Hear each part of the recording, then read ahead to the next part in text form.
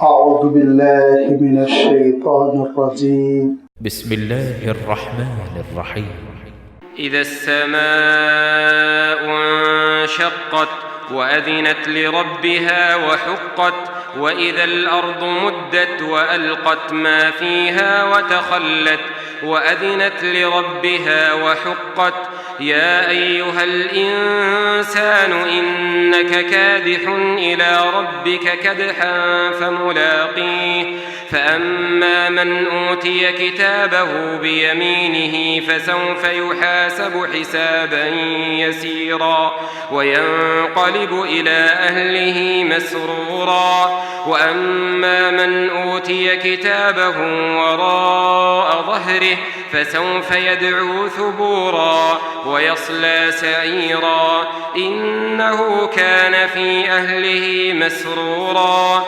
إنه ظن أن لن يحور بلى إن ربه كان به بصيرا فلا أقسم بالشفق والليل وما وسق والقمر إذا اتسق لتركبن طبقا عن طبق فما لهم لا يؤمنون وإذا قرئ عليهم القرآن لا يسجدون بل الذين كفروا يكذبون والله أعلم بما يوعون فبشرهم بعذاب أليم إلا الذين آمنوا وعملوا الصالحات لهم أجر غير ممنون.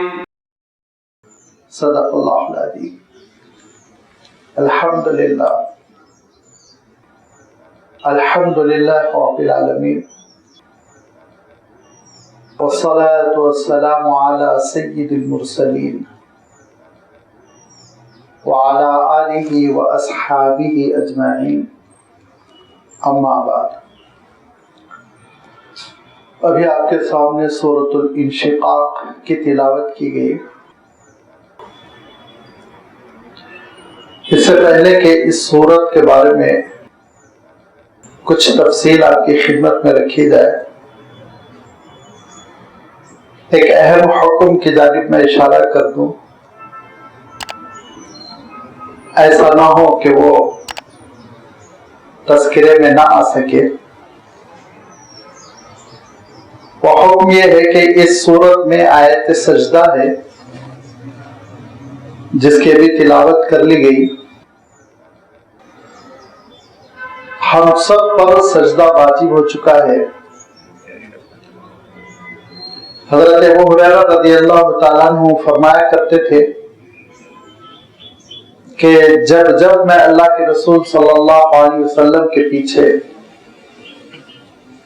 لازمی بات ہے اس سے مراد حالت نماز ہے، جب میں نے اللہ کے رسول صلی اللہ علیہ وسلم کے پیچھے اس سورت کی تلاوت سنی، تب اللہ کے رسول صلی اللہ علیہ وسلم نے اس آیت سجدہ پہ سجدہ کیا.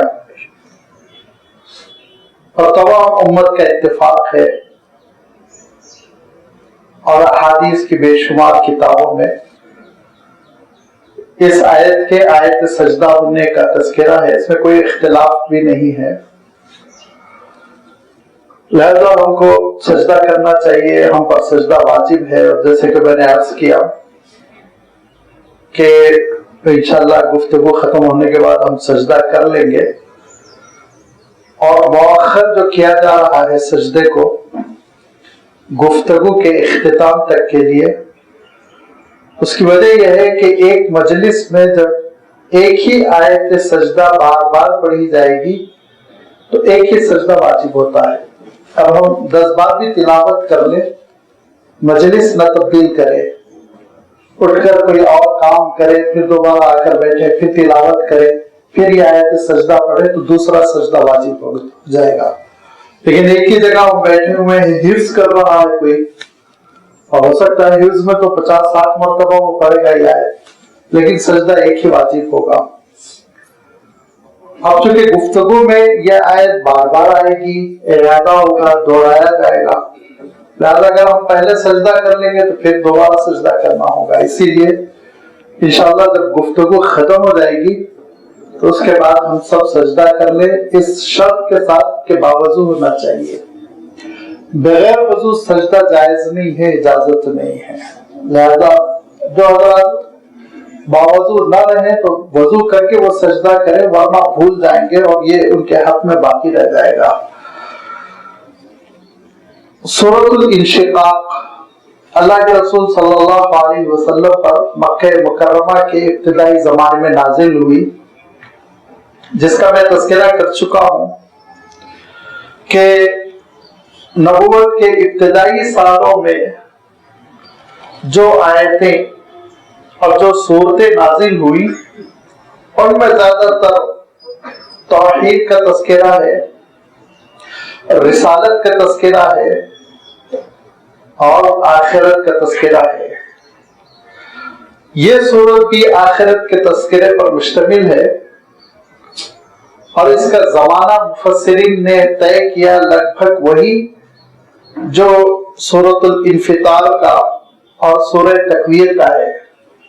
اذا الشمس کورت جو گزر چکی ہے، اذا السماء انفطرت سورۃ الانفطار وہ بھی گزر چکی ہے.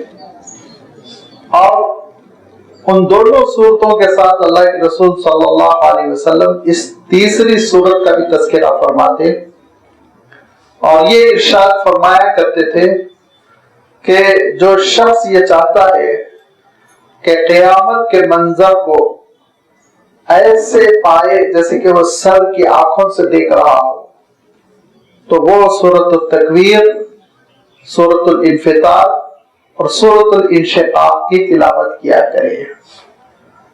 یہ تینوں صورتوں کا یکجا تذکرہ کرنا اس بات کا ثبوت ہے کہ زمانہ بھی ان کے نزول کا تقریباً قریب قریب ہے.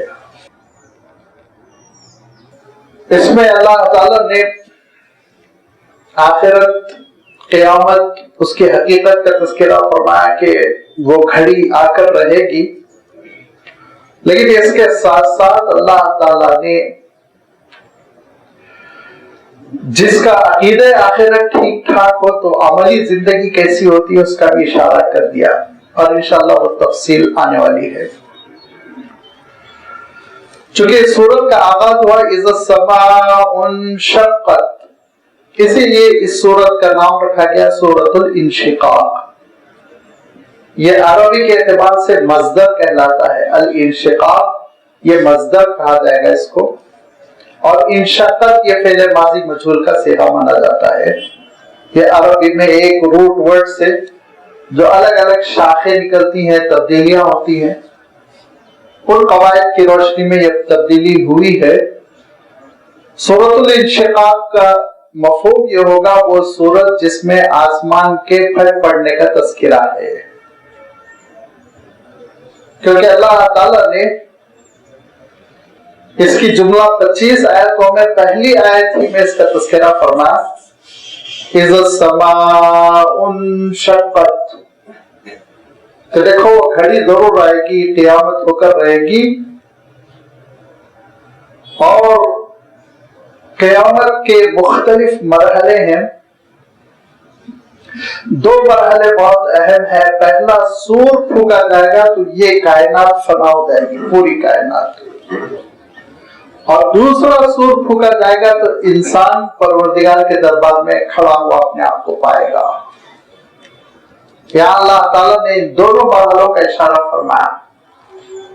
پہلا مرحلہ جبکہ سور پھونکا جائے گا، جو ایک آواز ہوگی جس کی وجہ سے زلزلہ ہوگا، جس کی وجہ سے تھر تھراہٹ ہوگی، جس کی وجہ سے انسان کانپنے لگیں گے، جس کی وجہ سے جنگل کے وحشی جانور بھٹکنے لگیں گے، جس کی وجہ سے مائیں اپنے بچوں کو چھوڑ کر بھاگیں گی، جس کی وجہ سے انسان کو، بھائی بھائی کو، بیٹا ماں باپ کو، ماں باپ اولاد کو پہچاننے سے انکار کر دیں گے، گھروں سے نکل نکل کر دوڑ رہے ہوں گے، سمجھ میں نہیں آ رہا ہوگا کہ ہم کہاں جائیں.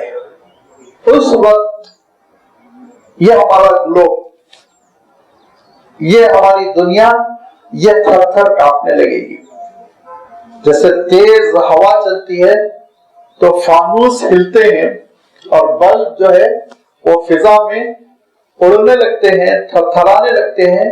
یہی کیفیت ہماری زمین کی ہوگی، اور زمین کی اس جنبش کی وجہ سے، زمین کی اس حرکت کی وجہ سے جو تیزی سے موومنٹ ہوگا اور جو تیزی سے کپکپاہٹ ہوگی زمین میں، اس کی وجہ سے اللہ تعالیٰ ارشاد فرماتا ہے سمندر ابل پڑیں گے. سونامی تو سونامی، سونامی سے کہیں بڑھ کر بلا آئے گی. سینکڑوں فیٹ سمندر کا پانی اچھل رہا ہوگا، اپنی جگہ سے سمندر ہٹ جائیں گے. اذا البحار سجرت، ابل پڑیں گے. اور اس کپکپاہٹ کی وجہ سے، زلزلے کی وجہ سے پہاڑ ٹکڑے ٹکڑے ہو کر گرنا شروع ہوں گے، اور ان کے ٹکڑے پھر پاؤڈر میں تبدیل ہو کر دھنکی ہوئی روئی کی طرح وہ اڑنے لگیں گے. زمین پھٹ پڑے گی، پانی خشک ہو جائے گا، دریا اندر اتر جائیں گے. اسی وقت اللہ تعالیٰ ارشاد فرماتا ہے اذا السماء انشقت. یہ جو یونیورس ہے، بلکہ اور آگے بڑھنے کے بعد جو گیلیکسی ہے، بلکہ اور آگے بڑھنے کے بعد جو ملکی وے ہے، اور آگے بڑھیا جو کلاسٹرز ہے، یہ سب کے درمیان ایک چھید مار دی جائے گی، چھید لگا دی جائے گی، کاٹ دیا جائے گا. جیسے کہ بلون کو آپ کاٹ دیں، بھرے ہوئے ہوا سے تنا ہوا بلون، اس پہ آپ جیسے چھری مار دیں، اس کے بعد ایک دھماکہ، اور دھماکے کے بعد وہ پورا بلون اور اس کا ربڑ جیسے ایک جگہ جمع ہو جاتا ہے. ایسا ہی ایک دھماکے کے ساتھ یہ پوری کائنات میں ایک ہلچل مچے گی. سارے ستارے اپنا آربٹ چھوڑ دیں گے، سورج بجھا دیے جائیں گے، اور ستارے ایک دوسرے سے ٹکرائیں گے. اس کو اللہ تعالیٰ ارشاد فرماتا ہے اذا السماء انشقت. میں نے آپ کی خدمت میں بات رکھی تھی کہ دو لفظ آئے ہیں، ایک ہے اذا السماء انفطرت، اور یہاں ہے اذا السماء انشقت. میں نے عرض کیا تھا کہ انشقہ کے معنی ہوتے چھید کر دینا. اور اس کی مثال میں ابھی دے رہا ہوں کہ ہوا سے بھرا ہوا بلون ہے، اور اس میں آپ نوک دار چاقو سے جیسے چھید کریں گے تو وہ پھٹے گا. اس پھٹنے کو کہتے ہیں اذا السماء انفطرت، سورۃ الانفطار میں جس کا تذکرہ ہے. یہ ایک ایک مرحلے ہیں جس میں یہ کائنات تباہ ہوتی چلی جائے گی، اور پھر اس کے بعد سے اس زبردست زلزلے کے بعد، اس زبردست کپکپاہٹ کے بعد دھیرے دھیرے دھیرے دھیرے ساری مخلوق ختم ہو جائے گی. جب زمینی مخلوق ختم ہو جائے گی تو آسمانی مخلوق کی باری آئے گی. ان پر بھی دھیرے دھیرے فنا طاری کر دیا جائے گا، وہ بھی فنا ہو جائیں گے، ختم ہو جائیں گے. ایک وقت آئے گا، اس سے پہلے میں اشارہ کر چکا ہوں کہ اللہ تعالیٰ پوچھے گا کون کون باقی ہے، تو کپکپاتے ہوئے حضرت جبرائیل علیہ السلام کہیں گے کہ مولا میں جبرائیل اور سور پھونکنے والے یہ اسرافیل، ہم دونوں کے علاوہ کوئی نہیں ہے. تو اللہ تعالیٰ ارشاد فرمائے گا فلیمت جبرائیل، جبرائیل پر بھی موت طاری ہو. اس کے بعد باری تعالیٰ پوچھے گا کون باقی ہے، تو لرزہ براندام ہو کر حضرت اسرافیل کہیں گے میں تنہا، میں رہ گیا. فرمائے گا فلیمت اسرافیل، اسرافیل پر بھی فنا طاری ہو جائے، حضرت اسرافیل بھی ختم ہو جائیں گے. وَيَبْقَى وَجْهُ رَبِّكَ ذُو الْجَلَالِ وَالْإِكْرَامِ، عزت والے پروردگار کی ذات کے سوا کوئی باقی نہیں رہے گا. اس کو عالم فنا کہتے ہیں. عالم فنا کا تذکرہ کیا اللہ کے رسول صلی اللہ علیہ وسلم نے، تو اس کی روایت حضرت ابو ہریرہ رضی اللہ تعالیٰ عنہ نے کی، تو کہا کہ 40 کا یہ وقفہ ہوگا. لوگوں نے پوچھا حضرت ابو ہریرہ سے کہ 40 سے مراد کیا ہے؟ 40 دن کا مجھے نہیں معلوم. کہا 40 ہفتے مجھے نہیں معلوم، 40 سال مجھے نہیں معلوم، 40 صدیاں मुझे नहीं मालूम, क्योंकि अल्लाह के रसूल ने सिर्फ 40 कहा, लिहाजा मैं कैसे कह सकता हूँ 40 दिन, 40 साल, 40 सदी।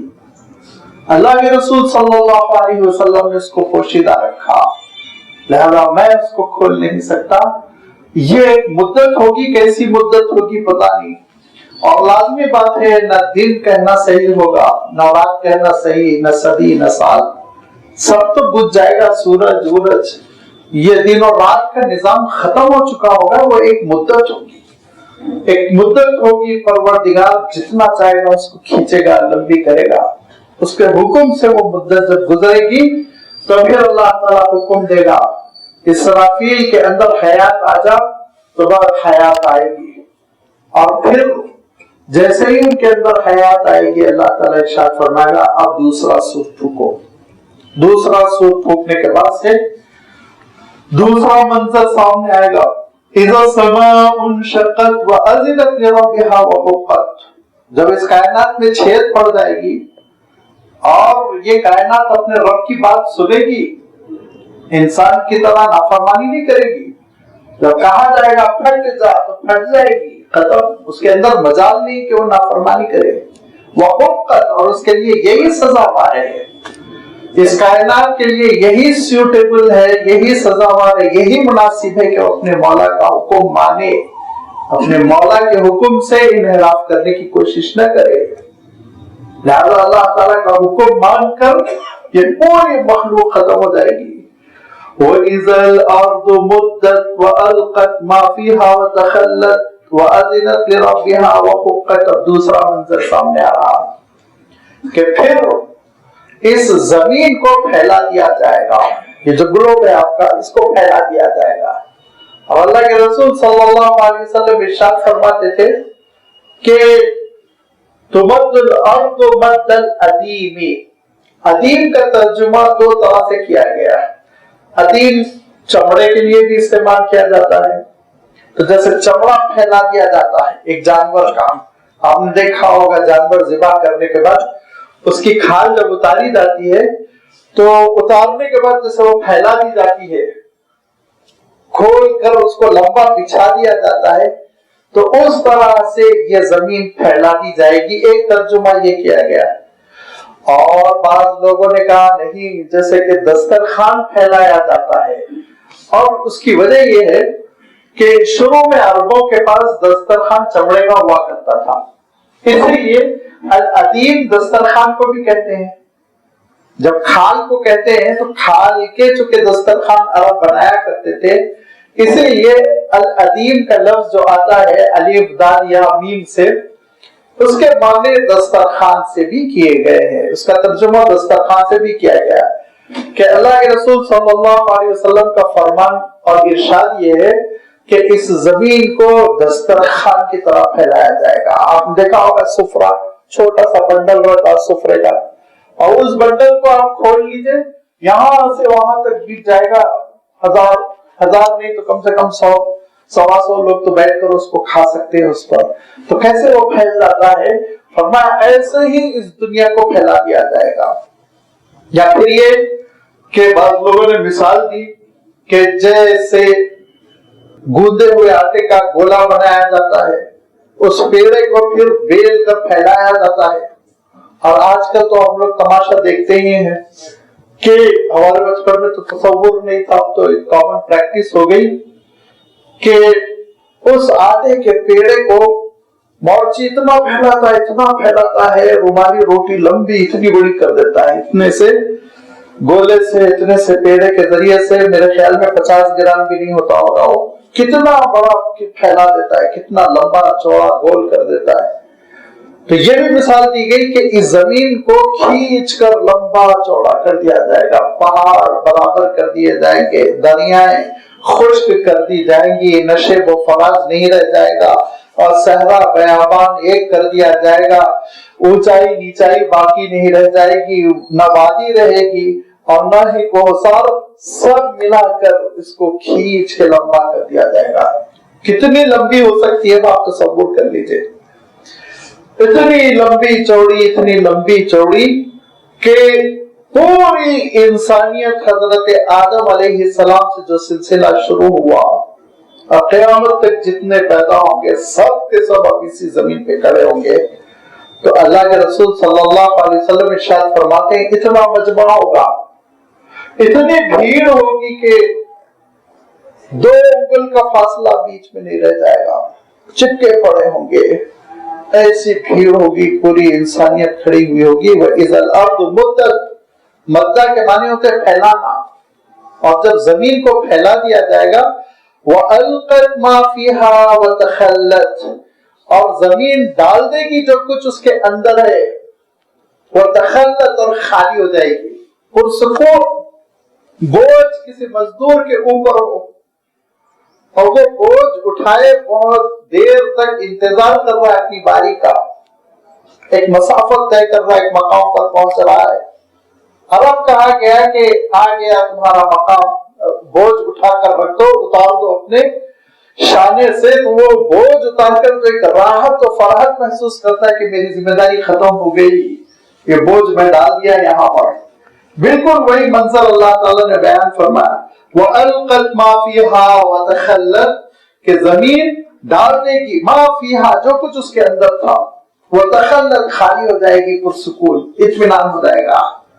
اور بعض مفسرین نے سمجھانے کے لیے یہ بھی کہا کہ کسی حاملہ جانور کو دیکھو, گائے کو دیکھو, بکری کو دیکھو, کہ حمل کے بوجھ سے آخری وقتوں میں کتنا وہ پریشان ہوتی ہے, لیکن جب اس کی ڈیلیوری ہو جاتی ہے, ولادت ہو جاتی ہے, تو تخلت, پرسکون ہو جاتی ہے, وہ خالی ہو جاتی ہے, نکال کے اپنے بوجھ کو زمین پر ڈال دیتی ہے. بالکل ایسے ہی ہوگا کہ جو زمین کے پیٹ میں ہوں گے ان کو زمین کے سینے پہ نکال کر ڈال دیا جائے گا, اور زمین ان امانتوں کو نکال کر اللہ تعالیٰ کے دربار میں کھڑا کر کر مطمئن ہو جائے گی میری ڈیوٹی ہو گئی, میں تو اس امانت کو بہت زمانے سے سنبھال کر رکھ رہی تھی. سارے مردے برآمد ہو جائیں گے.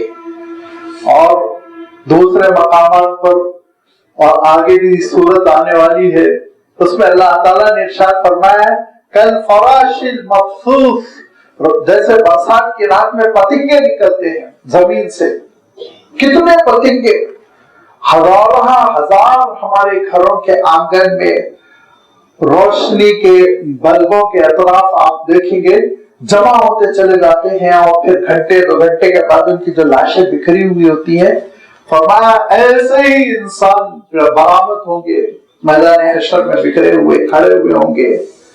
اور زمین ایسا کیوں نہیں کرے گی, القت ما فیہا وتخلت, کہ جو کچھ اس کے اندر ہے وہ نکال کر اللہ کے حکم سے وہ خالی کیوں کر نہ ہو, وہ اذنت لربہا, وہ تک کہ وہ اپنے رب کا حکم مانے گی, اور اس کے لیے سزا بھی یہی ہے, اس کے لیے اس کو حق بھی یہی ہے کہ وہ اللہ کا حکم مانے, اس کے لیے مناسب یہی ہے کہ اپنے مولا کے حکم کو مانے, نافرمانی نہ کرے. یہ زمین, یہ دھرتی اللہ کا حکم ماننے والی, یہ آسمان, یہ کائنات اللہ تعالیٰ کا حکم ماننے والے. اگر حکم نہ ماننے کی صلاحیت ہے تو ایک انسانی کے اندر ہے, یہی غلط راہ پر چلتا ہے. باقی بڑی سے بڑی عظیم الشان مخلوق وہ اللہ کے حکم کو ماننے کے لیے بالکل تیار, اس کو حکم ہوتا ہے وہ تعمیل کر جاتے ہیں. اللہ کے رسول صلی اللہ علیہ وسلم ارشاد فرماتے تھے کہ قیامت کا بوجھ ایسے ہے کہ جیسے کہ کسی لکڑی کے تخت پر یا اونٹ کے کجاوے پر, اونٹ کا کجاوا تو استعمال میں نہیں ہے تو سمجھنا ذرا مشکل ہوگا, تو کوئی لکڑی کا اسٹیج ہو, تخت ہو, اور اس پر ضرورت سے زیادہ لوگ چڑھے ہوئے ہوں, تو ایک چرچراہٹ جو ہوتی ہے نا, اور ایسا لگتا ہے کہ اب پایا ٹوٹے گا اور تخت گرے گا. فرمایا کہ یہی عالم ہو رہا ہے اس کائنات کا. آپ صلی اللہ علیہ وسلم ارشاد فرماتے ہیں کہ یہ کائنات چرچراہٹ ہو رہی ہے اور کبھی بھی یہ پھٹ سکتی ہے, بس اللہ کے حکم کی دیری ہے. یہ پھٹے گی, ٹوٹے گی, قیامت برپا ہو کر رہے گی. لہذا فرمایا کہ دیکھو یہ وہ حقیقت ہے جس کا تم انکار نہیں کر سکتے, یہ اللہ تعالیٰ کا حکم ہے. قیامت برپا ہوگی, آخرت کی منزل آ کر رہے گی. انسان اس حقیقت کو سمجھے اور فرمان دیکھو یا ایھا الانسان انک کادح الی ربک کدحا فملاقیہ, کیا ہو رہا ہے ذرا دیکھو تم. عجیب و غریب انداز میں اللہ تعالیٰ نے قیامت کی حقیقت کو بیان کر دیا. بہت عجیب و غریب انداز میں کوئی انسان انکار نہیں کر سکتا, کوئی بھی انسان نہیں انکار کر سکتا. فرمایا اے انسان, یا ایھا الانسان انک کادح, تم کشا جا رہے ہو قیامت کی طرف. اپنے آپ پر غور کر لو, تم روا دوا ہو, کادح آگے بڑھ رہے ہو, تم روا دوا ہو, کشا تم آگے بڑھ رہے ہو قیامت کی طرف. آگے اور ارشاد فرمایا لترکبن طبقا عن طبق, ایک اسٹیج کے بعد دوسرے اسٹیج کے بعد تیسرے اسٹیج میں داخل ہو رہے ہو.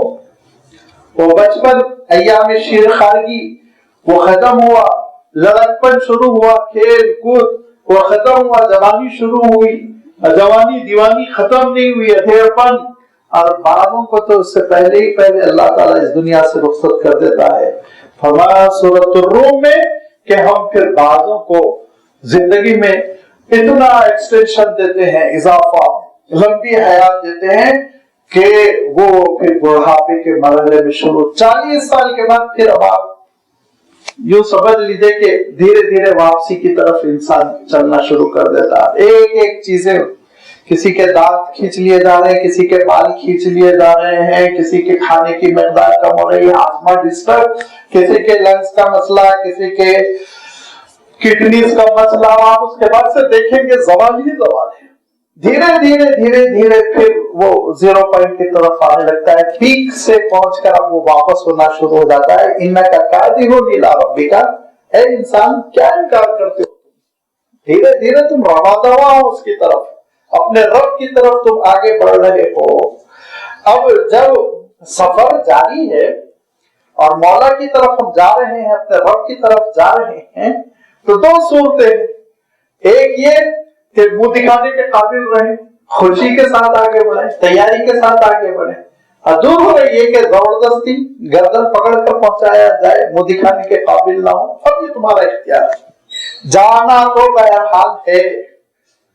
کسی کو تو فرمایا کل نفس ذائقۃ الموت, ہر ایک کو موت کا مزہ چکھنا ہے. انک کادح الی ربک کدحا, کہ تم دھیرے روا دوا ہو اپنے رب کی طرف. پھر کیا ہوا, فملاقیہ, اور تمہاری ملاقات ہو کر رہے گی اپنے مولا سے. اس کا جو انداز ہے اس آیت کا, جس انداز میں خبر دی گئی فملاقیہ, وہ یقین کی کیفیت ہے کہ بہر صورت ملاقات ہو کر رہے گی, چاہو نہ چاہو, کرو انکار, ہزار انکار کرتے رہو, ہونا تو ہے. بہت ساری چیزوں کا ہم دنیا میں انکار کرتے رہتے ہیں. یہ مصیبت نہ آئے تو اچھا ہے, یہ مصیبت نہ آئے تو اچھا ہے, لیکن وہ آ کر رہتی ہے. دیکھیے وہ پریشانی آ کر رہتی ہے, تو انسان اس مصیبت کے نہ آنے میں اچھائی ہے یہ تمنا کر کے بیٹھا رہے, وہ بے وقوف ہے. اس مصیبت کے لیے تیاری کر لے, وہ وقت کے لیے تیاری کر لے, اس منزل کے لیے وہ تیاری کر لے, یہ اس کی ضمانت ہے. ہمارے اسکول کے بچے کیا کرتے ہیں, امتحان نہیں آنا چاہیے, دھیرے 1 مہینہ رہ جاتا ہے, پھر اس کے بعد سے اور الٹی گنتی شروع ہوتی, 15 دن, پھر اس کے 24 گھنٹے, امتحان تو آ کر رہے گا.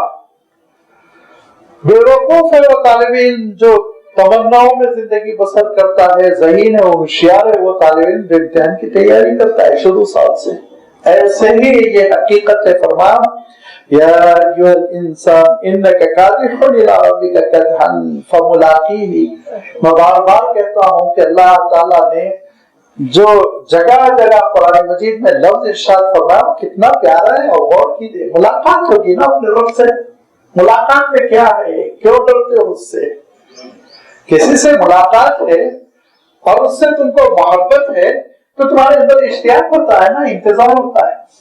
نفرت ہے تو مصیبت. تو اگر رب کے چاہنے والے نہیں ہو اور رب سے بھاگتے ہو تب تو مصیبت سر کوٹ دیا جائے گا. لیکن اگر اپنے رب کو چاہنے والے ہو, والذین آمنوا اشد حبا للہ, ایمان والا اللہ سے بہت محبت کرتا ہے, اس کو کیا مسئلہ اپنے محبوب کے پاس جا رہا ہے, اس کا تو استقبال ہوگا, اس کا تو اعزاز ہوگا, اس کا تو اکرام ہوگا, اس کے لیے تو جنت سجا دی جائے گی. فرمایا کہ دیکھو اس ملاقات سے غافل رہنے کی کوشش نہ کرو, اس ملاقات کے بارے میں غلط فہمی میں نہ رہو. وہ ہونے والی ہے. دوسری جگہ سورۃ البقرہ میں ارشاد فرمایا الذین یظنون انہم ملاقو ربہم، کہ جن کو ہمیشہ یہ خیال رہتا ہے کہ مجھے رب سے ملنا ہے، رب کو منہ دکھانا ہے، تو پھر اس کی زندگی دوسری ہوتی ہے. لہذا فرمایا دیکھو یہ میدان حشر کی طرف زمین پھیلا دی جائے گی اور اس پر پورے انسان کھڑے ہوں گے، حساب کتاب کا مرحلہ ہوگا. ان مرحلوں میں کیا ہوگا؟ فَأَمَّا مَنْ أُوتِيَ كِتَابَهُ بِيَمِينِهِ، رہے وہ لوگ جن کا نام اعمال سیدھے ہاتھ کی جانب سے دیا جائے گا، سامنے سے آئے گا اڑتا ہوا. وہ پرندے کی شکل میں ہوگا، وہ پیپر کی شکل میں ہوگا، وہ ڈی وی ڈی کی شکل میں ہوگا، وہ چپ کی شکل میں ہوگا. دنیا میں ہم نہیں کہہ سکتے، یہ عالم بالا کی چیزیں ہیں. الذین یؤمنون بالغیب، پہلا امتحان ہمارا ہے کہ ہم غیب پر ایمان رکھتے ہیں کہ نہیں ہے. لہذا یہ غیب کی چیزیں ہیں، اس کو ہم دنیا کے الفاظ میں بس تعبیر کر سکتے ہیں، حقیقت نہیں بتا سکتے ہیں. فرمایا جس کا کتاب، جس کا نام اعمال وہ سیدھے ہاتھ کی جانب سے آئے گا اور اس تک پہنچ جائے گا تو پھر وہ وہی مطمئن ہو جائے گا، سیٹسفائی ہو جائے گا کہ میں کامیابی کی طرف چل رہا ہوں. کیوں؟ فَسَوْفَ يُحَاسَبُ حِسَابًا يَسِيرًا، بڑا ہلکا پھلکا اس کا حساب ہوگا اور اللہ تعالیٰ کے دربار میں ایک پریزنٹیشن، ایک جائزہ لے کر اس کو آگے کی طرف بڑھا دیا جائے گا. وَيَنْقَلِبُ إِلَىٰ أَهْلِهِ مَسْرُورًا، اور وہ لوٹ پڑے گا اپنے اہل خانہ کے پاس مسرت کے ساتھ، خوشی کے ساتھ، اطمینان کے ساتھ. وَأَمَّا مَنْ أُوتِيَ كِتَابَهُ وَرَاءَ ظَهْرِهِ، رہے وہ لوگ جن کا نام اعمال پیچھے سے آئے گا، سامنے سے نہیں آئے گا. وَرَاءَ ظَهْرِهِ، اس کی پیٹھ کی جانب سے آئے گا، بائیں جانب آ کر لگ جائے گا. فَسَوْفَ يَدْعُو ثُبُورًا، وہ معاملہ مچائے گا. تو پھر عنقریب وہ پکارے گا موت کو، ہائے میں مر جاؤں، ہائے میں مر جاؤں. لیکن موت کو پکارنا اس کے لیے سود مند نہیں ہوگا. وَيَصْلَىٰ سَعِيرًا، وہ تو جہنم میں داخل ہو کر رہے گا. سعیر کہتے ہیں آگ کو، جھلستی ہوئی دہکتی ہوئی آگ کو، اور یصلا کہتے ہیں داخل ہونے کو. وہ آگ میں داخل ہو کر رہے گا. إِنَّهُ كَانَ فِي أَهْلِهِ مَسْرُورًا، کیونکہ وہ دنیا کی زندگی میں بہت مطمئن تھے، کو فکر نہیں تھی کہ آخرت بھی کوئی چیز ہے، جواب دہی بھی کوئی چیز ہے. یہ دونوں چیزوں کا آپ ایک سامنے جائزہ لے لیجئے اور دونوں کو کمپیئر کریے کہ ایک ایمان والا اور اس ایمان والے کا معاملہ یہ ہوگا کہ سب سے پہلی چیز یہ کہ اس کا نام اعمال اس کو سیدھے جانب سے ملنے کی وجہ سے اطمینان ہو جائے گا. اور نمبر 2، حساب کتاب بڑا ہلکا پھلکا ہوگا. اللہ کے رسول صلی اللہ علیہ وسلم نماز سے فارغ ہونے کے بعد جو دعائیں فرمایا کرتے تھے ان میں ایک دعا تھی اللہم حاسبنی حسابا یسیرا، اے اللہ میرا حساب ہلکا پھلکا رکھیے. تو حضرت عائشہ رضی اللہ تعالیٰ عنہ نے پوچھا اے اللہ کے رسول یہ ہلکا پھلکا حساب، حساب یسیر، ہلکا حساب کس کو کہتے ہیں؟ اللہ کے رسول صلی اللہ علیہ وسلم نے ارشاد فرمایا دیکھو قیامت کے دن 2 طرح کا حساب ہوگا. اما من نوقش فقد ہلک، جس کا ایک ایک چیز کا حساب لیا جائے گا زندگی بھر کا، وہ تو مر گیا، فقد ہلک، ہلاک ہو گیا، تباہ ہو گیا. اور فرمایا جس کا ایک ہلکا پھلکا حساب ہوگا اللہ تعالیٰ کے سامنے اس کو لایا جائے گا اور یہ کہا جائے گا کہ یہ بندہ نیک اعمال کرتا تھا، نام اعمال اس کا نیکیوں سے بھرا ہوا ہے. اللہ تعالیٰ فرمائے گا اس کو جنت کی طرف آگے بڑھا دو. سیکنڈز میں فیصلہ، ایسا فیصلہ، ایسا حساب کتاب بہت آسان ہوگا، بڑا ہلکا پھلکا، بس ایک پیشکشی اللہ کے دربار میں پیشی، اور پیشی کے بعد سے پھر فارغ. جو ہمارے پاس ججز ہوتے ہیں ماہر، کرپٹڈ قسم کے نہیں، سمجھدار کوالیفائڈ ماہر ججز، ان کا عالم یہ ہوتا ہے کہ وہ جس ملزم کو لایا جاتا ہے اس کو ایک نظر دیکھ کے وہ منٹوں میں فیصلہ کرتے ہیں، چہرے سے سمجھ جاتے ہیں کہ نہیں یہ چور ہے، اس کو پھانسا گیا ہے، یہ مجرم نہیں ہے، اس کو پھانسا گیا. وہیں پہ ضمانت منظور کرتے ہیں اور وہیں پہ جو ہے اس کے آزادی کے لیے آرڈرز ایشو کرتے ہیں. اور مجرم اس کا ایڈوکیٹ چاہے کتنا بڑا ہو، چہرہ دیکھتے ہی جج کو شبہ ہوتا ہے یہ اس کا مسئلہ کچھ اور ہے، اس کو پھانسا جائے۔ تو دنیا کے معمولی سے انسان جب وہ چہرہ پڑھ کر سمجھ لیتے ہیں کون ٹھیک ٹھاک ہے اور کون پھنسانے کے قابل ہے، تو آپ سوچئے رب الکائنات اس کا عالم کیا ہوگا۔ لہذا ایک لہجے میں فیصلہ کر دیا جائے گا یہ نیک ہے، نیک نیت تھا، بھلا بھی تھا، بس کبھی کبھار غلطیاں ہو جایا کرتی تھی نادانی کی وجہ سے، سستی کی وجہ سے، لیکن نیک نیت ہی اس کی غالب رہی اس پر، لہذا آگے بڑھا۔ تو یہ ہے وہ اصحاب المیمنہ جس کے بارے میں اللہ تعالیٰ ارشاد فرما رہا ہے کہ ان کا بڑا ہلکا پھلکا حساب ہوگا۔ فرمایا کہ ان کا ہلکا پھلکا حساب ہوگا جو دنیا میں، دیکھیے جہنمیوں کے سلسلے میں کیا فرمایا، انہو کان فی اہلہ مسرورا، جو دنیا میں مگن رہتے تھے اپنے خاندان، دوست، احباب، کمیونٹی، کھاتے پیتے ہوئے خوش، کسی قسم کی ان کو کوئی فکر نہیں۔ لیکن اللہ تعالیٰ نے ایمان والے بندوں کے سلسلے میں ارشاد فرمایا کہ انا کنا قبل فی اہلنا مشفقین، ہم جب دنیا میں رہتے تھے، جنت والے آپس میں کہیں گے دنیا میں ہم جب رہتے تھے مشفقین، گھبرائے ہوئے رہتے تھے۔ کیوں؟ تین طرح کی گھبراہٹ رہتی تھی ان کو، یا تین طرح کی گھبراہٹ ہو سکتی ہے۔ نمبر ایک تو یہ کہ میں صحیح کر بھی رہا ہوں کہ نہیں، غلطی تو نہیں ہو رہی، نماز صحیح پڑھ رہا ہوں کہ نہیں پڑھ رہا ہوں، زکوٰۃ ٹھیک ٹھاک میری ادا ہو رہی کہ نہیں ہو رہی ہے، جو میں نیکی کر رہا ہوں وہ پروردگار کے دربار میں قابل قبول بھی ہے کہ ریجیکٹ ہوگی، یہ گھبراہٹ، فکر۔ دوسری فکر ان کو ہمیشہ یہ لگی رہتی ہے کہ میں اپنے بال بچوں کے ساتھ مگن ہوں، ان کی صحیح تربیت ہو رہی کہ نہیں ہو رہی ہے، یہ قیامت کے دن وبال تو نہیں بنیں گے، یہ قیامت کے دن حجت تو نہیں بن جائیں گے، یہ قیامت کے دن مصیبت تو نہیں بن جائیں گے۔ لہذا وہ ایک فکر، وہ ایک اضطراب، وہ ایک قرآن ان کو چین سے نہیں رہنے دیتا، اور اس کی وجہ سے وہ اپنے بال بچوں کی تربیت پر، اپنے خاندان والوں کی تربیت پر، اپنے کنبے کی تربیت پر نگاہ رکھنے والے، اس سلسلے میں متفکر رہنے والے ہوں گے۔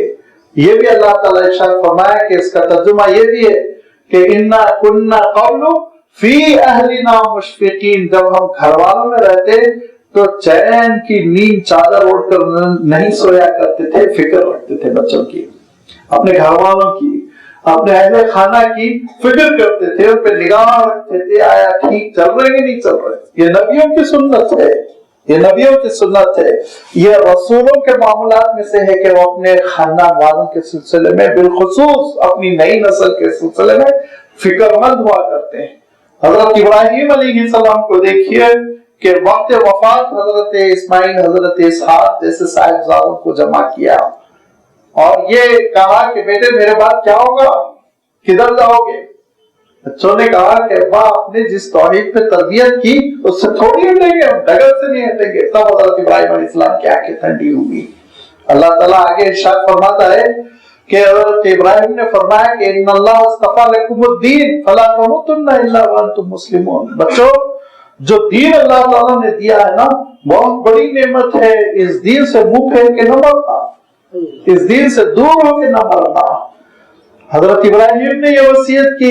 حضرت ابراہیم کے پوتے حضرت یعقوب علیہ السلام کا ذکر، ام کنتم شہداء اذ حضر یعقوب الموت اذ قال لبنیہ ما تعبدون من بعدی۔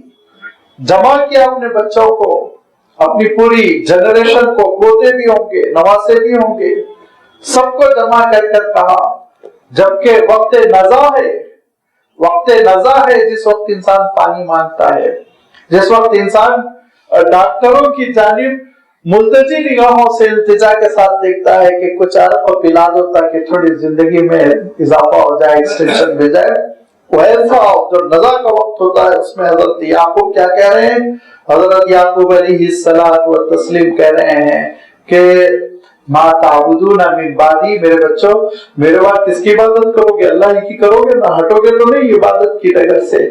قالوا نعبد الہک و الہ آبائک ابراہیم و اسماعیل و اسحاق लाजमी बात है, नबी ज़ाते थे, उन लोगों ने कहा कि बाप पुरसकून रहिए, हम आपके दीन को, आपके जद्द अमजद हजरत इसहाक के दीन को, आपके चचा हजरत इस्माइल के दीन को, आपके दादा हजरत इब्राहिम के दीन को पकड़े रहेंगे, हम नहीं छोड़ेंगे, उसी में हम रहेंगे।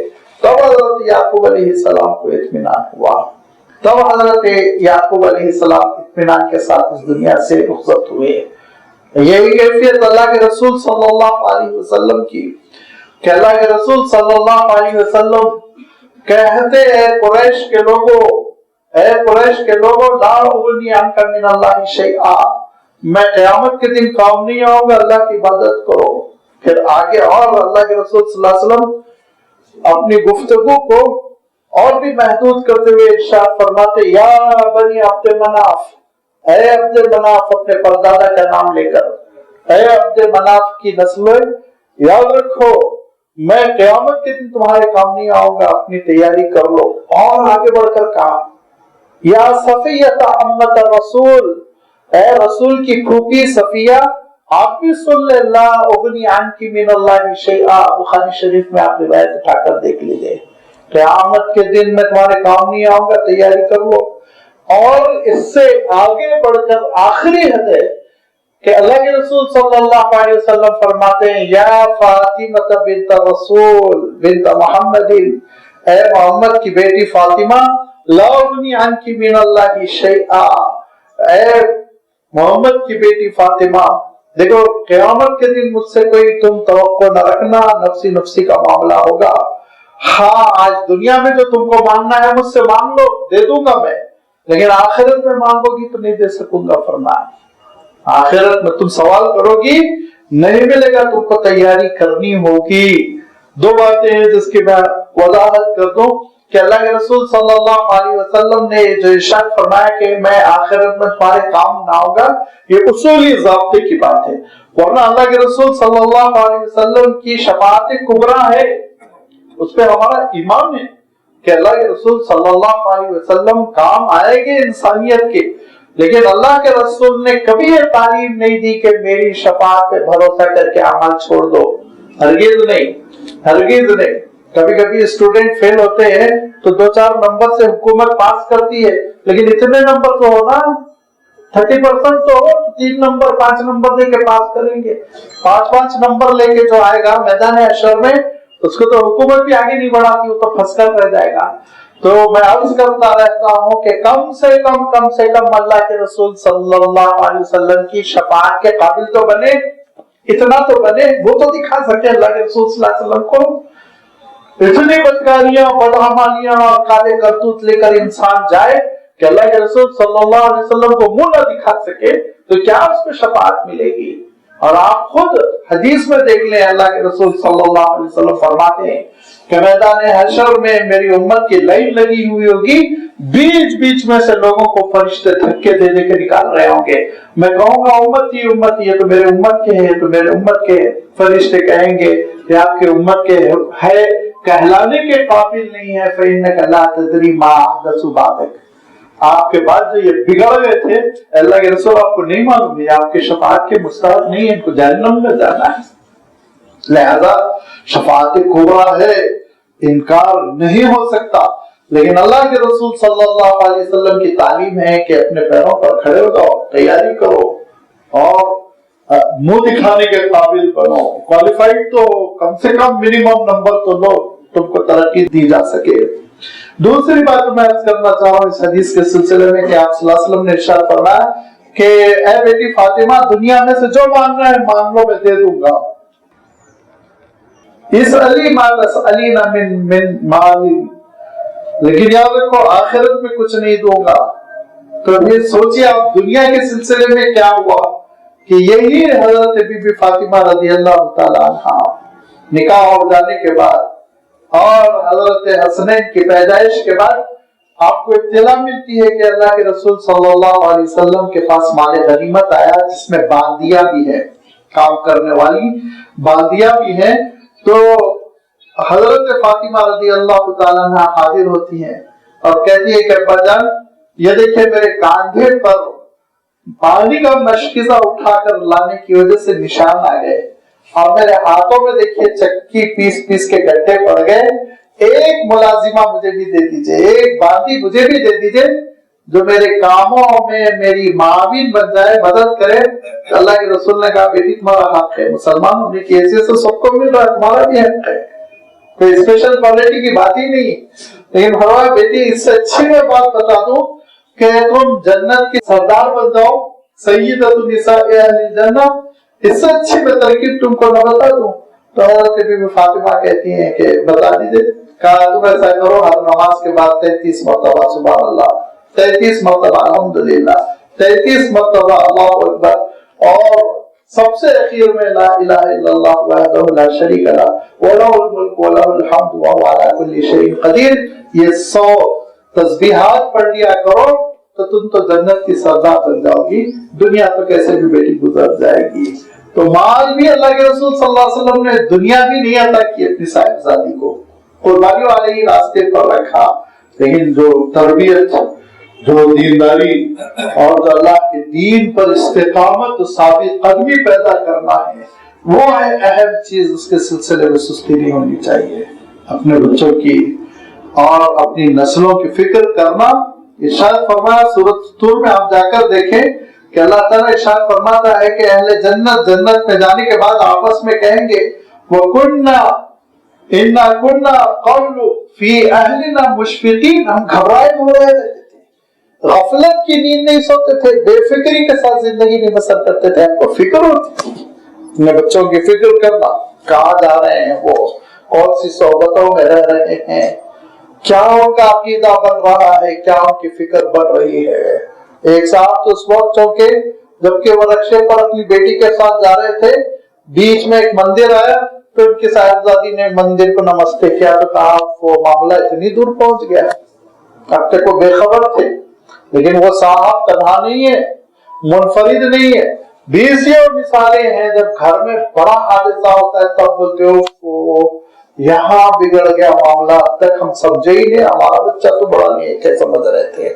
اہل بچوں کی فکر کرنا, کس صحبت میں وہ رہ رہے ہیں, کیا کر رہے ہیں. کون سا فرد ہے جو دعوت میں جاتا ہے تو اپنے بچوں کو گھروں میں چھوڑ کے آتا ہے. دیکھ لیجیے اپنے بچوں کو خوب تیار کرا کے دعوتوں میں لاتے ہیں, لیکن یہی معاملہ جب اللہ کے دین کا ہوتا ہے, کہاں بچوں کو لے کے ایسے مسجدوں میں جاتے ہیں, کہاں بچوں کو لے کے ایسی مسجدوں میں جاتے ہیں اور دینی محفلوں میں جاتے ہیں. اس وقت بچوں کا کوئی شمار نہیں, ان کو سوتے پڑے رہنے دو, کیونکہ ان کو جہنم میں جانا ہے. یہ تمہاری محبت تقاضا کر رہی ہے, اولاد کی محبت یہ تقاضا کر رہی ہے کہ وہ پڑے رہیں, جنت کے راستے میں سست ہو جائیں. وہ وہاں چستی نہیں آتی, دنیا کے معاملات میں بڑی چستی آ جاتی ہے. ارشاد فرمایا کہ جو اہل جنت ہوں گے ان کا عالم یہ ہوگا کہ وہ دنیا میں بڑے متفکر رہیں گے, بہت متفکر, بے چین. مشفق کا لفظ ارشاد فرمایا, اشفق نہ منہا, قرآن پاک کی تعبیر ہے, گھبرایا ہوا ہونا, بے چین رہنا, اضطراب میں رہنا. یہ بے چینی اتنا کام آئے گی, اتنا کام آئے گی کہ ہلکے پھلکے حساب کے بعد ينقلب الى اہلہ مسرورا, اپنے انہی گھر والوں کے پاس بہت اطمینان کے ساتھ, فرحت مسرت کے ساتھ منتقل ہو جائیں گے. مسرور, خوش ہو کر منتقل ہو جائیں گے. اور خوش ہو کر منتقل بھی ہوں گے تو کیسے ہوں گے؟ ایسے ہوں گے کہ اللہ تعالیٰ ارشاد فرماتا ہے کہ اگر ماں باپ بڑے نیک, دیندار, فرما بردار, اللہ والے, اہل اللہ میں سے ہے, اور وہ جنت پہنچ گئے, اور جنت پہنچنے کے بعد معلوم یہ ہوا کہ ان کی جو ذریت ہے, ان کے جو خاندان والے, ان کے جو بچے ہیں, وہ اس گریڈ کے نہیں ہیں, جنت کے اس اعلیٰ مقام کے قابل نہیں ہیں. تو پھر وہ اللہ تعالیٰ کے دربار میں عرض کریں گے مولا جب بچے ساتھ نہیں ہیں تو مزہ کیا ہے, جب اولاد ہماری ساتھ نہیں ہے تو پھر جنت کا کیا مزہ. وَاتَّبَعَتْهُمْ ذُرِّيَّتُهُمْ بِإِيمَانٍ وَاتَّبَعَتْهُمْ ذُرِّيَّتُهُمْ بِإِيمَانٍ فَأَلْحَقْنَا بِهِمْ ذُرِّيَّتَهُمْ وَمَا أَلَتْنَا مِنْ عَمَلِهِمْ مِنْ شَيْءٍ. فرمایا پھر ہم ان کی ذریت کو, ان کے بال بچوں کو بھی اونچے گریڈ میں لے کر آ جائیں گے, اونچے مقام پر لے کر آ جائیں گے, اور اجر میں, ماں باپ کے اجر میں ذرہ برابر کمی نہیں کی جائے گی. ان کے اجر میں کمی نہیں کی جائے گی، ان کے اجر میں اضافہ کر دیا جائے گا ماں باپ کی نیکیوں کی وجہ سے۔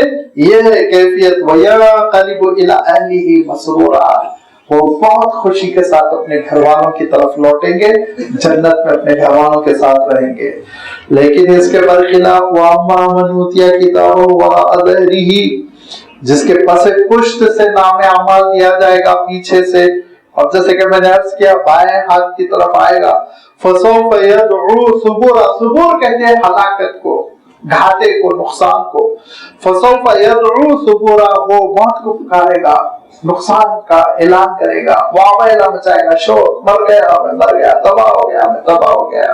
اللہ تعالیٰ ارشاد فرماتا پکارو جتنا پکارنا ہے، تمہارے پکارنا دنیا میں کبھی کبھی چیخو پکار کی وجہ سے ذرا رہ کر گزرنے والے رہگیر رک جاتے ہیں، مدد کرنے لگتے ہیں، آخرت میں کچھ نہیں ہوگا۔ ارشاد فرمایا وَيَصْلَىٰ سَعِيرًا، جہنم میں داخل ہونا پڑے گا، کیونکہ إِنَّهُ كَانَ فِي أَهْلِهِ مَسْرُورًا، وہ دنیا کی زندگی میں مگن تھا، اپنے بال بچوں کے ساتھ مگن تھا، اپنے دوست احباب کے ساتھ مگن تھا، خوش تھا، بس کھاؤ پیو زندگی بسر کرو، چلتا ہے دنیا سے، بچے انجوائے کر رہے ہیں، نہیں روکنا چاہیے، انٹرفیئر نہیں ہونا چاہیے، آج کل آزادی کا زمانہ ہے، ان کی رائے کا بھی احترام ہونا چاہیے، تو وہ چلے جائیں جہنم، وہ تباہ ہو جائے، وہ برباد ہو جائے۔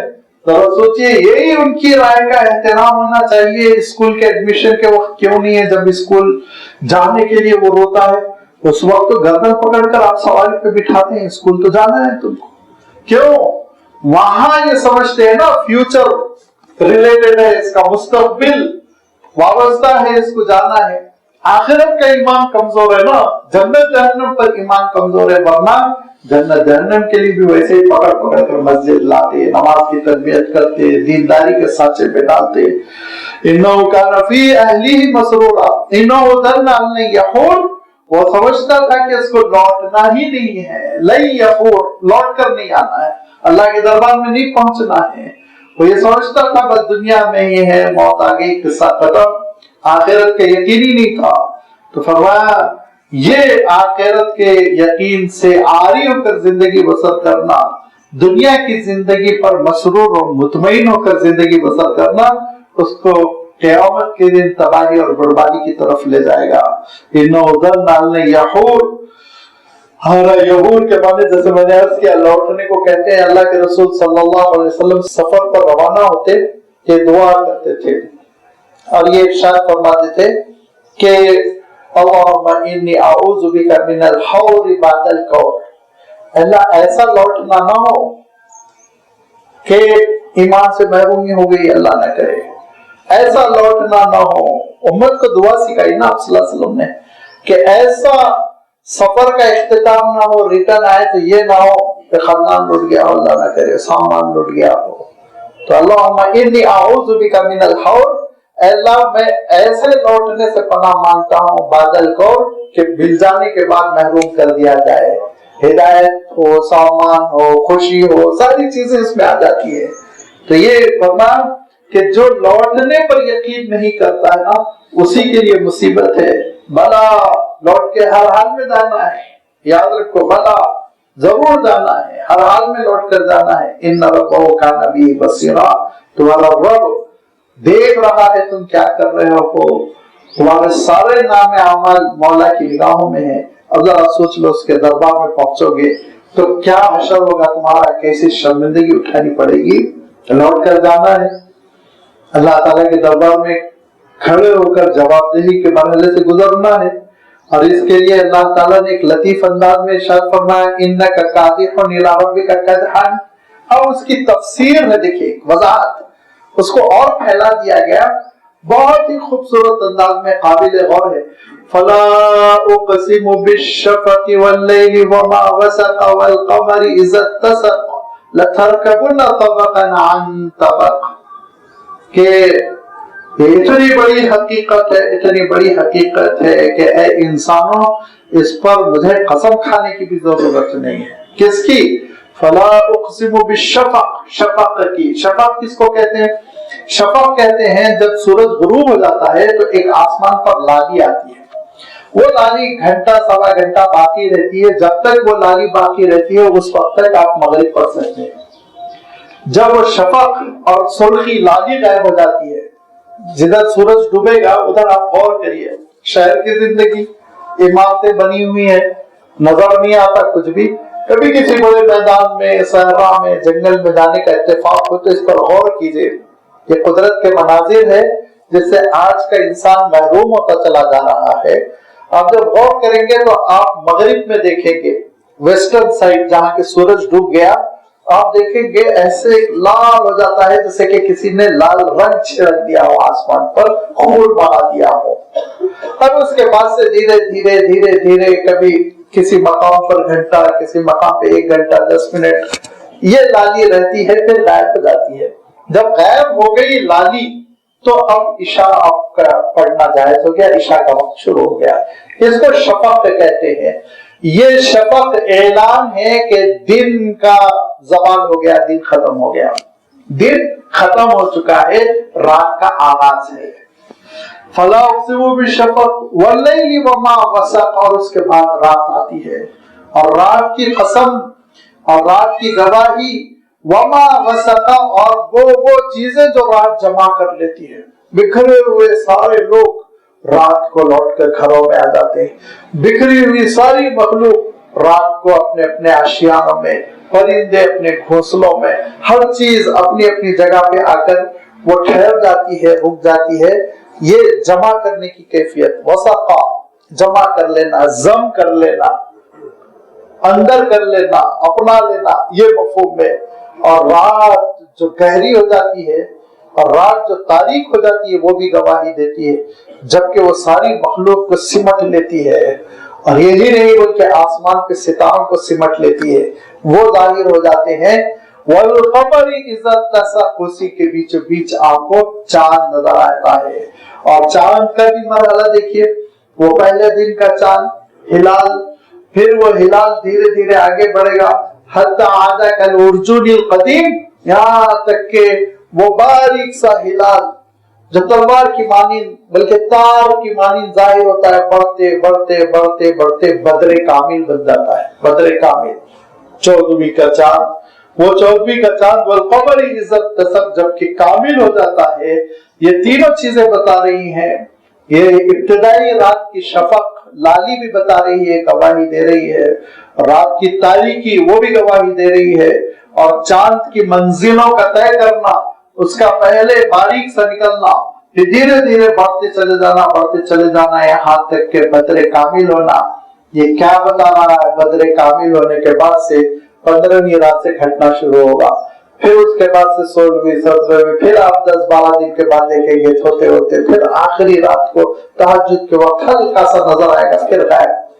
48 घंटों के लिए गायब। यही है इंसान, तेरी जिंदगी तुम भी मरहलेवार गुजर रहे हो। जैसे रात मरहलेवार आ रही है, जैसे दिन मरहलेवार आ रहा है, जैसे चांद मरहलेवार निकलता है, गायब होता है, ऐसे ही है हजरत इंसान। समझो लतर कबुलना, तुम भी जरूर गुजरोगे तबक़न अन तबक़िन, एक मरहले से दूसरे मरहले की तरफ, एक स्टेज से दूसरे स्टेज की तरफ। मैंने अर्ज किया ना, अयाम शीरखारगी से निकले लड़कपन से आगे बढ़े बचपन, बचपन से आगे बढ़े जवानी, जवानी 40 साल में खत्म हुई अधेड़पन, उसके बाद फिर बुढ़ापा, और फिर बुढ़ापे में भी बुढ़ापा कमजोरी। यहाँ तक कि अल्लाह ताला इरशाद फरमाता है कि हम तुम में से बाज़ों को बड़ी कम उम्री की मौत देते हैं, वो बाज़ों को युरद्दु इला अफ़ज़लिल उम्र लिकई ला यअलम बअदा इल्मिन शैआ। धीरे धीरे बच्चे जैसा इंसान होने लगता है, हाजमा कमजोर हो गया, लिमिटेड चीजें खाएगा, याददाश्त कमजोर हो गई, हर चीज को याद नहीं रखेगा, उठना बैठना मुश्किल, सहारा देकर कोई उठाएगा तो उठेगा, सहारा देकर लिटाएगा तो कोई लेटेगा, पानी लेना मुश्किल, कोई पानी लेकर पिलाएगा तो वो पानी पिएगा।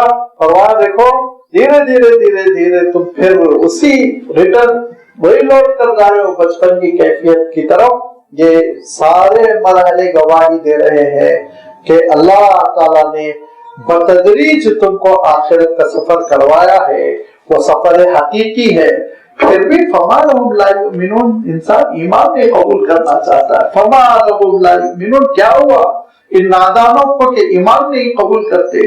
اور وَإِذَا قُرِئَ عَلَيْهِمُ الْقُرْآنُ لَا يَسْجُدُونَ، اتنی بڑی نعمت اللہ تعالیٰ نے دی قرآن پاک کی، اتنی بڑی نعمت کہ اللہ کے رسول صلی اللہ علیہ وسلم کی خدمت میں صحابہ آئے اور انہوں نے کہا اللہ کے رسول آپ کی یہ زندگی ہلکی پھلکی چھوٹی سی جھوپڑی، ایک ہی لباس، 2 چادریں، سواری کے نام پر ایک خچر اور ایک چھوٹی سی تلوار اور ایک شلٹر، یہ اتنی معمولی زندگی. میں تو ایران گیا تھا تو اتنا بڑا محل تھا، 20 ایکڑ پر 40 ایکڑ پر.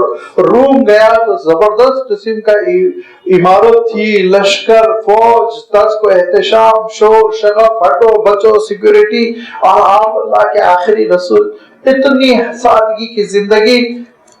اللہ کے رسول صلی اللہ علیہ وسلم کا قناعت اس معراج پر تھا کہ وہاں کسی قسم کا کوئی تصور نہ تھا. لیکن اللہ نے اپنے رسول سے خطاب کر امت کو بتایا کہ دیکھو رسول کو جب نعمت دی گئی ہے نا، لا تمدن عینیک الی ما متعنا به زہرۃ الحیات الدنیا، کہ دنیا کے دکھاوے کی چیزیں جو اہل کفر کو دی گئی اس کی جانب نگاہیں اٹھا کر بھی نہ دیکھنا. کیوں؟ اس لیے کہ ہم نے وَلَقَدْ آتَيْنَاكَ سَبْعًا مِنَ الْمَثَانِي 7 بار پڑھی جانے والی آیتیں دی ہیں سورۃ الفاتحہ. ایک سورۃ الفاتحہ ان کروڑ کے محل پر، وائٹ ہاؤس پر بھاری ہے. ہزاروں وائٹ ہاؤس اس سورہ فاتحہ پر قربان. سورۃ الفاتحہ فرمایا وَلَقَدْ آتَيْنَاكَ سَبْعًا مِنَ الْمَثَانِي، اور آگے بڑھ کے فرمایا وَالْقُرْآنَ الْعَظِيمَ، اور عظمت والا قرآن دیا ہے. اس نعمت سے بڑھ کر کیا نعمت؟ غریب سے غریب، امیر سے امیر، مصروف غیر مصروف، عامی جاہل، پڑھا لکھا، سب اللہ کے کلام کو اپنے سینے میں رکھ سکتا ہے، اس سے وابستہ ہو سکتا ہے، اس سے جڑ سکتا ہے. یہ نعمت تو سب کے لیے عام ہے، سب کے لیے عام ہے. لہذا اتنی بڑی نعمت ملی ہوئی ہے، اس پہ سجدہ شکر بجا لاؤ، اس پہ سجدہ کرو. محل ملنے پر سجدہ، انعام ملنے پر سجدہ، دولت ملنے پر سجدہ، اس کی کوئی حیثیت نہیں ہے. تو عارضی چیزیں کھینچی جائے گی، چھین لی جائے گی، لیکن یہ اللہ کا کلام ہے جو قبر میں کام آئے گا، تمہاری قبر کو روشن کرے گا. یہ اللہ کا کلام ہے جو میدان حشر میں تمہارے پہلو میں کھڑا ہو جائے گا اور کہے گا کہ پروردگار یہ میرا اہتمام کرتا تھا، میرا خیال کرتا تھا، آج تو اس کا خیال کرو. یہ اللہ کا کلام جو بندے کو جنت تک لے جانے کا سبب بنے گا. وَإِذَا قُرِئَ عَلَيْهِمُ الْقُرْآنُ لَا يَسْجُدُونَ، لیکن جو اس نعمت کے ناقدرے ہیں وہ سجدے شکر نہیں کرتے. ایمان والے سجدے شکر کرتے ہیں، سجدہ بجا لاتے ہیں اللہ کا شکر ادا کرتے ہوئے. کیا ہو گیا ان نادانوں کو کہ ایمان بھی قبول نہیں کرتے، اور قرآن پاک جب پڑھا جاتا ہے ان پر، اس کی تلاوت کی جاتی ہے تو ان کو سجدے کی توفیق نہیں ملتی، سجدوں سے محروم ہیں، منکر بنے ہوئے. بل الذین کفروا یکذبون، بلکہ یہ کافروں کا عالم یہ ہے کہ یہ اللہ کے کلام کو جھٹلاتے ہیں. واللہ اعلم بما یوعون، اور اللہ تعالیٰ خوب جانتا ہے کہ دلوں میں کیا ان کی نیتیں ہیں. دلوں میں ان کے یہ نہیں ہے کہ ہمارا پرانا دین ہے، اس دین کو ہم تھامے رکھے. ہرگز نہیں، وہ تو بہانہ ہے، وہ تو بولنے کی باتیں ہیں. ان کے دل میں چور ہے، ان کے دل میں دنیا کی محبت ہے، ان کے دل میں ناجائز زندگی بسر کرنے کی خواہش ہے، ان کے دل میں جانوروں جیسی زندگی بسر کرنے کی خواہش ہے. ان لذتوں کی خاطر وہ اپنے پرانے اور گندے مذہب کو پکڑے ہوئے ہیں، ورنہ وہ حقیقت سمجھ رہے ہیں. پاکیزگی کیا ہے، عقیدہ کیا ہے، عمل کیا ہے، اخلاق کیا ہے، محبت کیا ہے، عبادت کیا ہے، سمجھ رہے ہیں. وہ بیوقوف نہیں ہے، بہت ہوشیار ہیں. لیکن کیا کریں، یہ دنیا کی لذت اور یہ دنیا کے مزے تو لوٹنا چاہتے ہیں نا، انجوائے کرنا چاہتے ہیں، اور ان مزوں سے محروم نہیں ہونا چاہتے، ان لذتوں سے بٹرا نہیں ہونا چاہتے. اب لازمی بات ہے، اس کے لیے بہانہ کیا کرنے ہیں، ہمارا پرانا کلچر ہے، ہمارا پرانا دین ہے، ہمارا پرانا مذہب ہے، یہ ہے وہ ہے، سناتن ہے پناتن ہے، اور چھوڑتے نہیں. لیکن دل میں جو چور ہے نا، اللہ تعالیٰ سے واقف ہے. واللہ اعلم بما یوعون فبشرهم بعذاب الیم، تو خبر دے دو ان کو دردناک عذاب کی، پھینکے جائیں گے وہ جہنم میں. الا الذین آمنوا وعملوا الصالحات، رہے صاحب ایمان اور صاحب اعمال صالحہ. دونوں چیزیں یاد رکھیے. اگر ایمان اعمال صالحہ نہیں ہے تو بڑی مصیبت ہوگی, کیا کیا مرحلوں سے گزرنا پڑے گا. اور کسی صاحب کے پاس اعمال تو بڑے اچھے اچھے ہیں, بڑے سوشل ورکر ہے, ویلفیئر ہے, یہ ہے وہ ہے, لیکن ایمان نہیں ہے. تو لازمی بات ہے, ایک کے پاس پاسپورٹ نہیں ہے, ایک کے پاس ویزا نہیں ہے, دونوں بھی باہر نہیں جا سکتے. جنت میں داخل ہونے کے لیے دونوں چیزیں چاہیے, صرف پاسپورٹ نہیں, اس پہ ویزے کا اسٹیمپ بھی ہونا. پاسپورٹ ایمان ہے, عمل صالح ویزے کا اسٹیمپ ہے. دونوں چیزیں ہوں گی تو پھر تمہارا داخلہ جنت میں. فرمایا کہ الا الذین آمنوا وعملوا الصالحات لهم اجر غیر ممنون, غیر منقطع, ختم نہ ہونے والا, کنٹینیوسلی جاری رہنے والا, ہمیشہ خالدین فرمایا جس کو, ہمیشہ باقی رہنے والا ان کو اجر ملے گا. وہ اجر نہیں جو 65 سال کے بعد ختم ہو گیا, 60 سال کے بعد ریٹائر کر دیا گیا, نہ, ہمیشہ ہمیشہ جاری رہنے والے اجر سے اللہ تعالیٰ مالا مال کرے گا. دو شرطوں پر, صاحب ایمان رہو, صاحب اعمال صالحہ رہو. یہ دونوں شرطوں کی تکمیل کر لو گے تو پھر قیامت کے دن اللہ کی نعمتیں تمہارے لیے ہے. ورنہ فبشرہم بعذاب علیم, خبر دے دو ان کو ایک دردناک عذاب کی. اللہ تعالیٰ اس عذاب سے ہم سب کو محفوظ رکھے. وآخر دعوانا ان الحمد للہ رب العالمین.